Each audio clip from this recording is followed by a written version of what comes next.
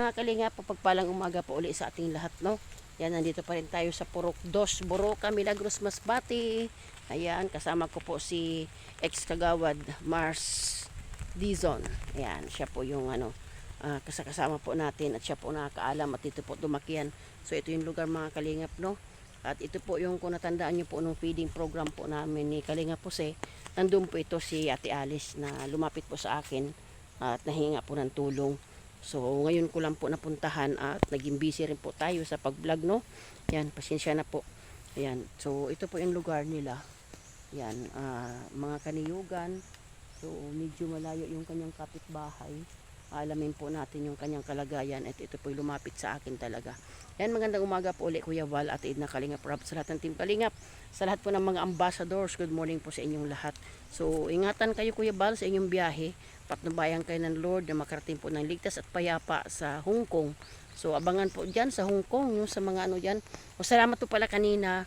Ayan, salamat in advance po si Smatit Gabarda Vlogs na siya po ay bibigyan daw po niya ako ng microphone para po sa cellphone para yung mga nakakausap ko po sa aking vlog na mahina po ang boses ay marinig. Salamat po in advance si Smatit Gabarda Vlogs na siya po ay nag-comment po doon na magbibigay daw po sa akin ng microphone. So, yan nga po mga kalingap, no? Tuloy-tuloy lang po, no?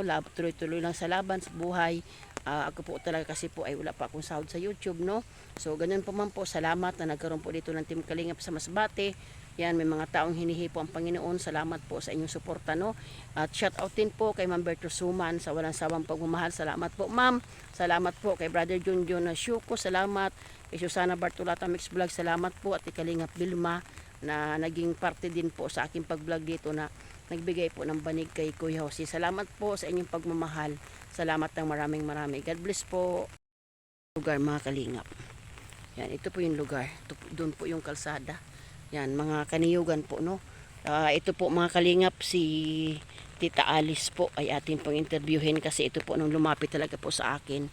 Ako po ay doon kami nagpiding po, no? So maulan po ngayon dito mga kalingap.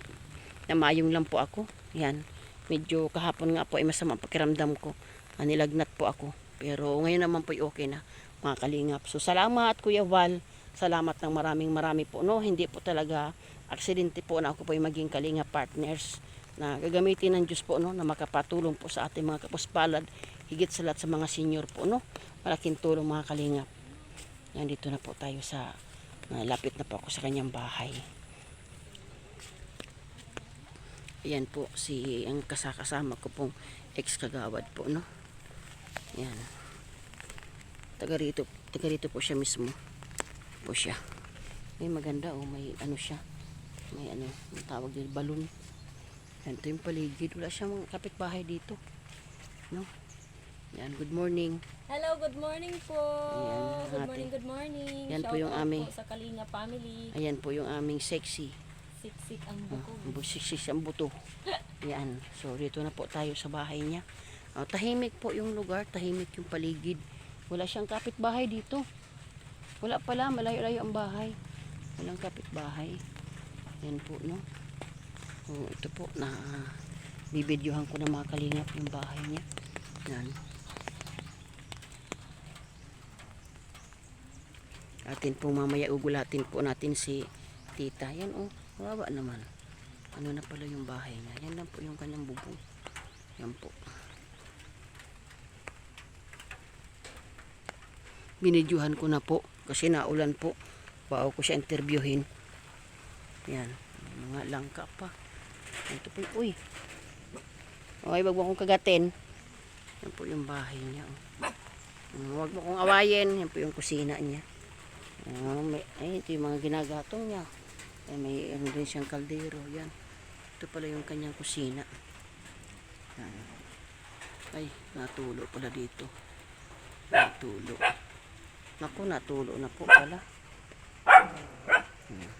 Lutoan ni tita. Natulo na po pala, natulo na pala ang bahay ni tita. Ito po. Naman.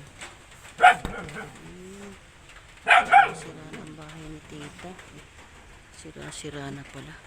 Ay natulo po, naulan na natulo. Yan, kita niyo po yan. Yan, napasok pala sa loob.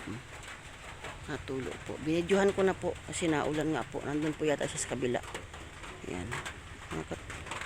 Kaawa naman. Ay, ano na pala yung kanyang bubong. Ito yung kanyang higaan. Yan. Ito po yung problema. Natulo na po. Natulo na siya mga kalingap. Hirap talaga pag taong ano. Hirap.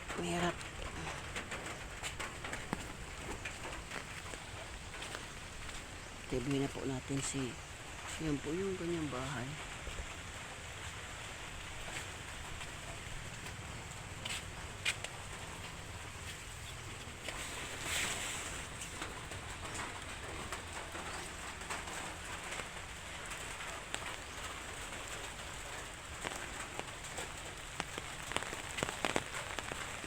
Naulan po mga kalingap, naulan. So mag-interview na tayo. Sa bahay. Ayan po yung ating kasama. Ayan. Good morning po tita, good morning. Ayan, good morning. Ayan, magandang umaga. Marunong ka po mag-Tagalog? Opo. Ayan, ano pangalan mo, laksan mo lang? Si Alicia Paningbatan po. Oh, ilang taon ka na po? 57 po. 57, may asawa ka po? Wala na po. Ilan pong anak nyo? 7 po. 7? Kumusta naman ang mga anak mo? Adto man sinda ma'am sa Manila, may mga asawa na dili na ko ninda matustusan kay ibo naman sindang pamilya. Naiyak na po agad si Tita Alice. Ayan. Ganito na lang yung trabaho ko, nag-iikod na lang dito sa payag, iwanan nila. Maghapon mag-isa, kasi yung isa kong anak, nag-ano lang yun, naghuhulog ng lubi para makakain kami. Nag-aakyat ng niyog. Opo, kaya kung wala naman kaming pagkain.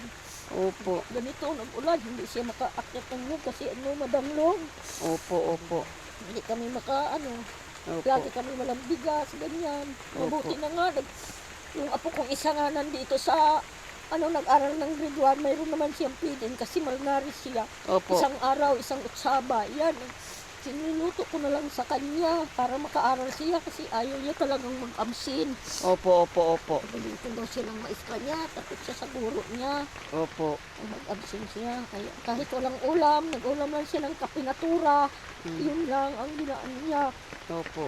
Almusal niya. Opo. Bakit payat ka, tita? Kasi mayroon akong sakit. Anong sakit niyo po? Hindi ako makakita. Tapos yung mga buto-buto ko masakit.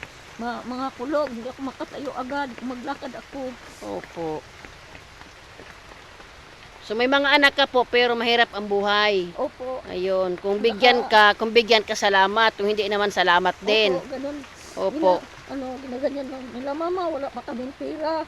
Ayan, mag-is ka muna dyan kasi magpapadala kami. 300, ganyan. Naku po, ang hirap pala. Oo, 300. 200 kasi lang kasi para makabili lang kami tatlong utsaba, makakain lang ako dito kasi Opo. kawawa naman yung kuya mo nandito. Iyon lang ginagawa para hindi na ako kaya buhayin niya kasi mag-isa lang siya. Opo.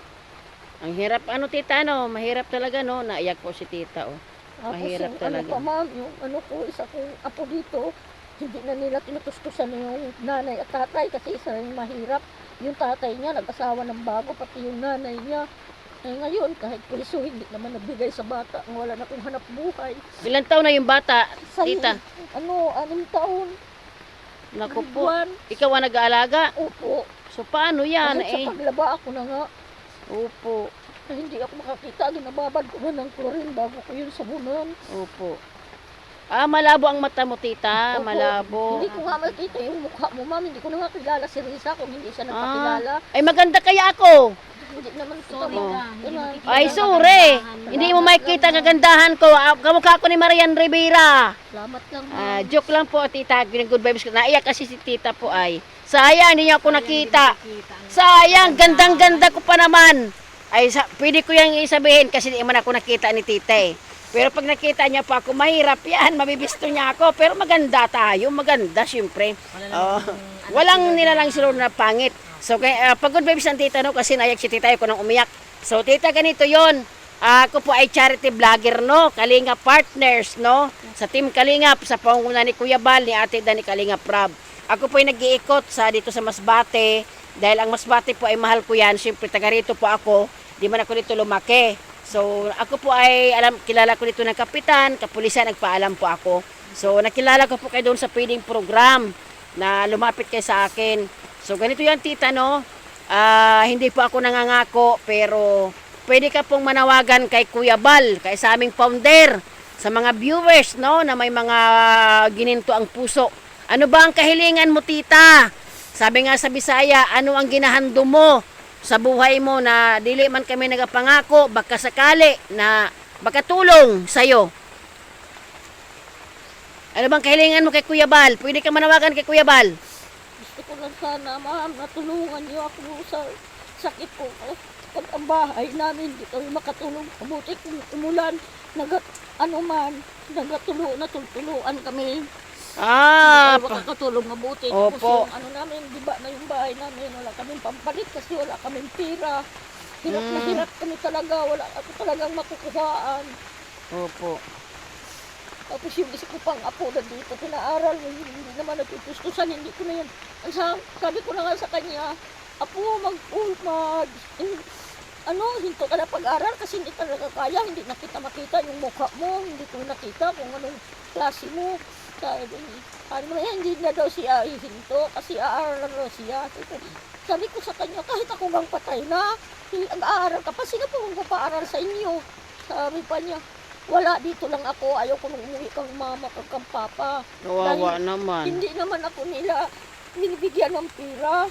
Sabi akong tatawag ako sa kanila, sabi nila sa akin, hindi naman ako kilala. Ay, kawawa Tawag naman. siya doon sa punong, doon kami sa punong nagtawag sa Opo. papa niya. Sabi niya, ay wrong number ka, hindi kayo nakikilala. Sabi niya, papa, hindi mo na ako kilala. Sabi niya, Kawawa naman. sa dikir ako, papa, binibigyan mo ako ng pira. Kawawa. 300, isang buwan, 300 lang binibigay mo. Naku Titiis po. na lang ng lula ko. Kahit yung pagkain ko, papa, lagi na lang putlong, lagi itlog. Isang itlog. Kagabi putlong naman yung minulam niya. Inutang ko pa yun sa tindahan. Opo. Para na makapag-ulam. Ngayon, uuwi na yun. Tanghalin. Wala naman ako panghandang pagkain. Ay, kawawa naman. Grabe. Grabe ang buhay mo. Mayroon naman dyan isang tura, ma'am. Yan naman titimplahin ko sa kanya. Yun naman ipaulam ko sa kanya. Kasi ayaw talaga yung bata na yan. Sabi ko na nga, ibigay ka na ikaw lang sa kahit sino yung taong magmahal sa inyo, doon lang. Sabi niya, ayaw ko, dito lang ako sa inyo. Ay, kawawa naman. Pero kahit lang kunin kami ng papa mo, ayaw ko sa kanila kasi maliit pa ako, hindi na ako nila iniintindi. Grabe naman ang buhay mo, Tita Alice. Nakakaiyak naman. Grabe talaga, ma'am, ang buhay ko dito. Tapos, minsan pinapagalitan ko ng anak ko pangalawa nga nandito sa akin. Kasi wala na daw akong trabaho. Paano yun, ma'am? Hindi naman ako talaga makakita. Kahit nasakit yung katawan ko, pwede sana magtrabaho, tiisin ko lang. Opo, opo. Kaya lang yung mata ko talaga, mahirap talaga, ma'am. Nagpa-check up ako lang dyan sa yung blood sugar ko mataas, 575, wala naman akong maintain na gamot. Yun lang ang, diabetes ka yun lang ang yung mapait na gamot yung iniinom ko dyan sa yung mapait na nerbilos na lang. Maraming ko. Ganito yun, tita. Ganito po. Iano tatin kay doktora. Baka manuhan kayo ng guide vitamins gamot. Sige lang po, kay pagka maganda po ang panahon, na ulan po kasi, sasamahan ko po kayo. May doktora ba kami, si Doktora Erin Gris Calusin, mapacheck up kayo. Kapit lang sa Diyos, tita, huwag ka mawala ng pag-asa. Grabe po, no? Grabe ang kasaysayan ng buhay mo. Ako po ay pinipilit ko na hindi umiyak, pero talagang nakakaawa. Kaya pala nung ito po mga kalingap, lumapit sa akin siya nung nagpiding po kami. Opo. Naalala ko yung bata ko yung mangyari sa akin kasi hindi ko na siya yung nakita, yung pagmukha at pagkikilos niya. Yung pinapakain ko pa sa kanya, wala nang Nag-request siya ng gata sa akin, anak, wala naman akong pambili sa inyo. Kasi yung kinakain natin, inuutang na lang. Kahit ngayon, mayroon akong utang sa tindahan. Ay, grabe. Ano po Kasali ka po sa 4-piece? Hindi po, o Hindi ka kasali sa 4-piece? saan po, kasali ako sa Simamar Kabaya. Yan na kay, ano na, yung puto ko. 24 na rin to siya, ay tangkas na siya. Hindi na mga ito nakatuloy pag-aral dahil inano ko na rin siya sa ALS. Para naman yung magtuto sa kanya. Kasi na akong asawa, 36 years old ko pa lang. Ako na nagbuhay sa kanila yung totoong anak, maliliit pa. Maaga ka pong naulila. Opo. Elementary pa lang ata kami. Oo, Classmate ko yung oo. panganay niya. Elementary pa lang, parang wala Oo, na. ayun, andun yun sa Manila. Wala na yung anak buhay. Yun lang. Opo. Ano. So talaga ngayon po ay sa madalit sabi tita, yung buhay mo pinagkatiwala mo na lang sa Ginoo. Opo. Kawawa ang buhay ni Tita Alice. Tapos mami, yung gabi hindi ako makatulog. Aga talaga yan. Ano, hindi ako talaga katulog. Bangon lang, bangon. Naglalakad lang ako ng loob sa bahay. Tapos upo. Upo, tayo naman. Tiga. Tabang nagtama pa. Ano na, maliwanag na. Bangon na lang ako. Iniinit ko naman yung kanin yung sobra ng gabi. Ang apunan namin, yun naman, pinapakain ko sa bata. Kape natura. Opo. Pinitimpla ko sa kanya. Ay, grabe. Grabe, no? Sige lang, tita. Kapit ka lang sa Diyos, no? At ganito yung tita, sa linggo pala, kung kayo ay kaya nyo, may ba naman, sama kayo sa amin, simba tayo. May ba naman, may damit ka ba dyan? May damit ka ba na pangalis? Mayroon naman, man, pero hindi naman yun. Kasuot lang. Sige na, sa linggo sama ka, bigyan kita ng damit na pangsimba. Lapit ka sa Diyos, tita. Mas kailangan mo ngayon ang Diyos talaga. Walang iba kang kakapitan. Malay nyo po sa pag-upload ko nito, tita, na mapanood ng ating mga Kalinga partners, no? Mga viewers natin, supporters na may maano sa inyo, loobin ng Panginoon, may tumulong. Si Tita Alice po ay 36 years pa lang ang edad niya. Siya po ay balo na, 7 ang kanyang anak. At yun nga po, napakahirap ng kanyang buhay, sira-sira ng bahay. At sa ngayon po ay meron siyang karamdaman, malabo ang mata, at mataas daw po ang kanyang sugar. So pamulat ng in-interview ko mga Kalinga, puro siya iyak. At meron pa siyang apo na 6 years old na pinabayaan din ng kanyang anak na sa kanya. So nahirapan po siya at di niya makita ang mukha at malabo na nga po mga Kalingap.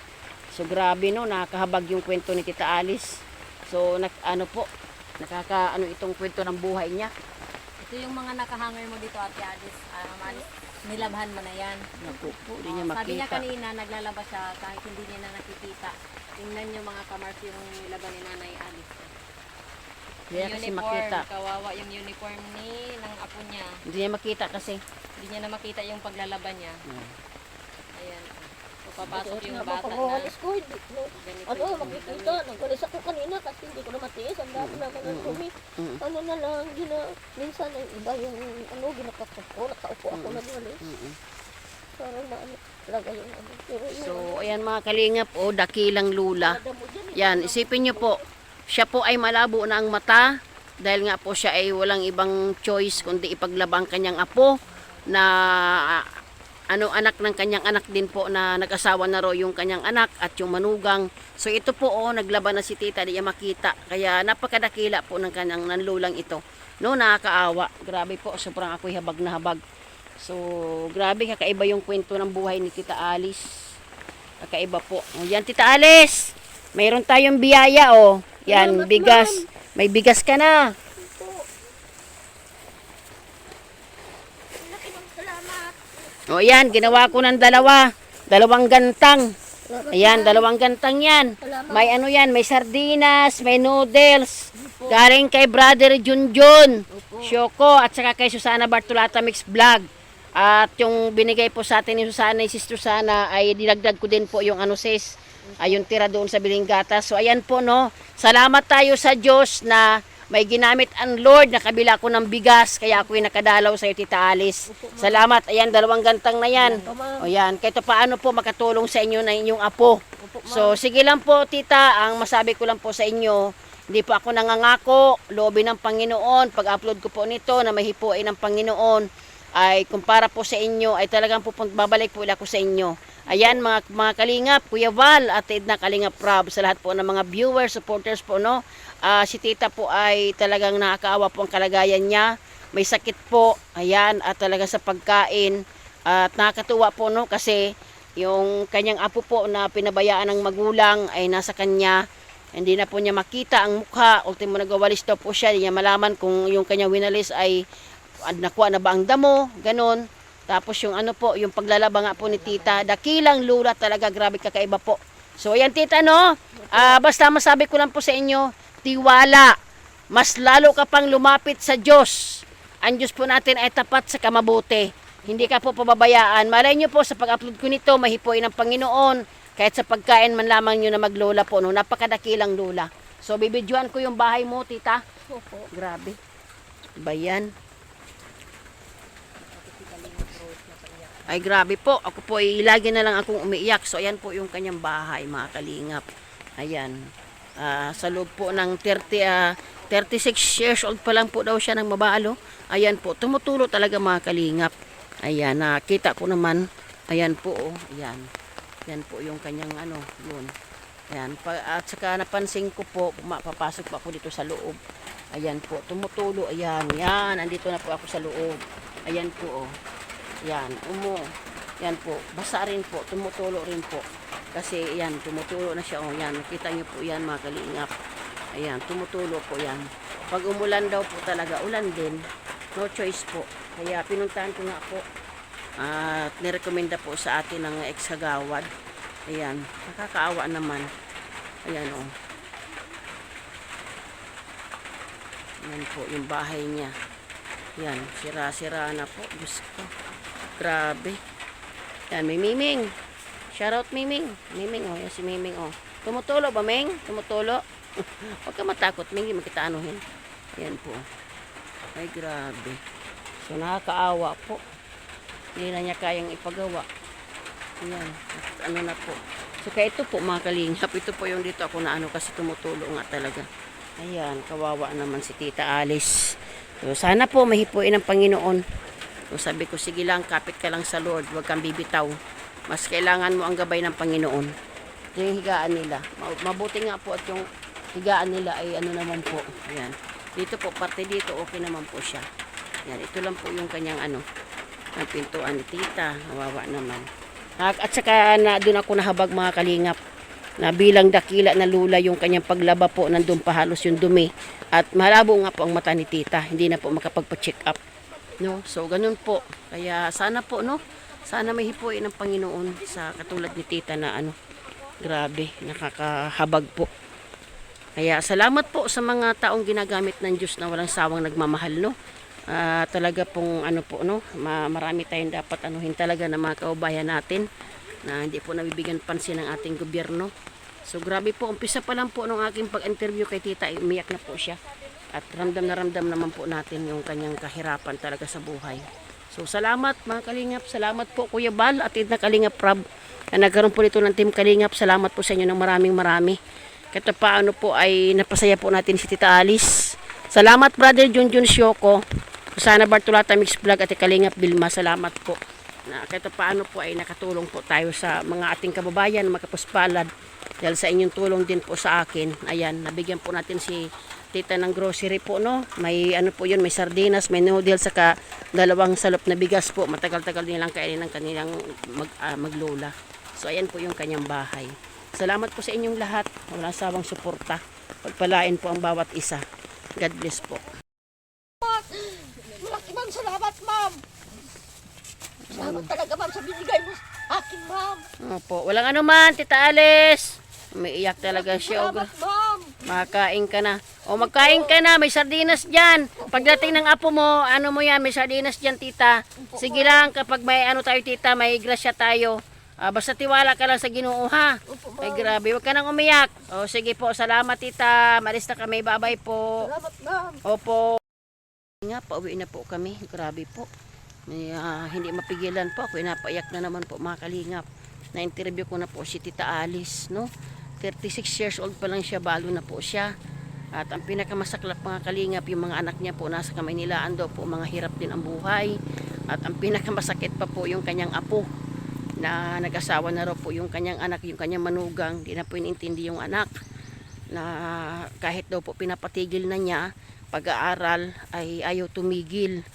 6 years old po yung kanyang apo. At ang pinaka ano dun mga kalingap, no, doon ako na-touch po na bilang isang lula na napakasipag, mapagmahal sa apo. Siya po ang pinaglalaban niya po, at doon po ako naawa, na grabe po yung awa ko na yung kanya pong nilabhan, nandun pa po yung dumi kasi malabo na nga po ang mata ni Tita Alice. At yun nga po, inalok po natin na sa linggo po ay magsimba, no. Sama po namin kasi baka po check up din po namin kay doktora, no. Kasi yun na lang po ating maitulong sa kanya. So salamat po kay Brother Junjun, kay Susana Bartolata Mix Vlog, salamat. Kay Kisi Kalingap Bilma, salamat. At siyempre po higit sa lahat, salamat Kuya Bal na nagkaroon po dito ng Team Kalingap, no. Salamat po sa tiwala, sa suporta po. Salamat po. Dahil po ay kahit paano po tayo po ay nakatulong sa ating mga kaubayang kapuspalad. Simula pa lang Kalingap ng aking pag-interview sa kanya hanggang sa matapos, walang sawang pag-iyak talaga si tita. Kasi grabe po, uuwi daw po mamaya ang kanyang apo, problemado na naman siya na walang maipakain. So malaking tulong po mga Kalingap, no. So salamat sa inyong paggabay at sa mga walang sawang sumusuporta po, salamat.